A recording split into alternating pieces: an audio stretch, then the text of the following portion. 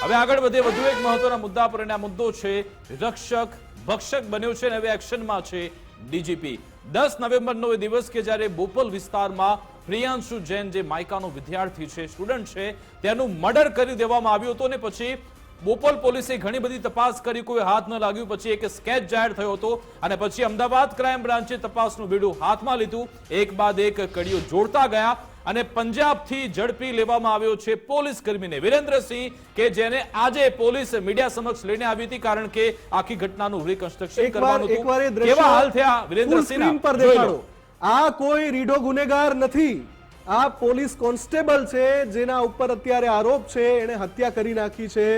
આ પ્રિયાંશુ જૈન નામના વિદ્યાર્થીની, માયકાના વિદ્યાર્થીની, જેણે માત્ર એટલું કહ્યું હતું આ આરોપીને કે ભાઈ તું ગાડી ધીમી ચલાવ, પણ એક નશો જે ચડ્યો હોય છે, અમે ગઈકાલે પણ આ વાત કરી હતી કે એક પ્રકારનો નશો, પાવર, કે ભાઈ હું તો ખાખી વર્દી પહેરું છું એટલે મારામાં તો પાવર હોય, એટલે આવા જે કેટલાક તત્વો જે ખાખી વર્દીને કલંક પહોંચાડે છે, બદનામ કરે છે, એની આજની હાલત જોઈ લો તમે। અને બીજું હું અભિનંદન આપીશ કે આટલી ઝડપી પોલીસે કામગીરી કરી, હું અભિનંદન આપીશ એ માટે। એટલે ક્રાઇમ બ્રાન્ચ તો તેના માટે પ્રખ્યાત જ છે, કારણ કે જ્યારે પણ એ કેસ હાથમાં લેશે પછી તે બતાવી જ દેશે।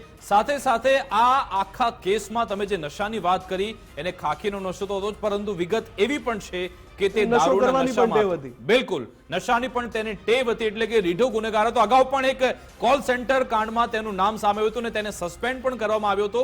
એટલે કે આવા જે પોલીસ કર્મીઓ છે, એકવાર જ્યારે ઝડપાય છે, સસ્પેન્ડ કરવામાં આવે છે, તેના પર પણ વોચ રાખવાની જરૂરિયાત છે। એટલા માટે જ આજે ડીજીપી વિકાસ શાહે ખૂબ જ સૂચક નિવેદન આપ્યું છે। તેમણે આજે તમામ જે મોટા ઉચ્ચ અધિકારીઓ છે તેમની સાથે એક બેઠક કરી હતી અને બેઠકમાં હવે કહ્યું કે કોઈ પણ લાલિયાવાડી હવે પોલીસ મંડળ તરફથી, પોલીસ વિભાગ તરફથી ચલાવી નહીં લેવાય। ક્યાંય પણ કોઈ ગેરકાયદે પ્રવૃત્તિ ચાલતી હશે તો એની ઉપર ફરી વળો, આવો સીધો આદેશ કર્યો છે રાજ્યના પોલીસ વડા વિકાસ સહાયે।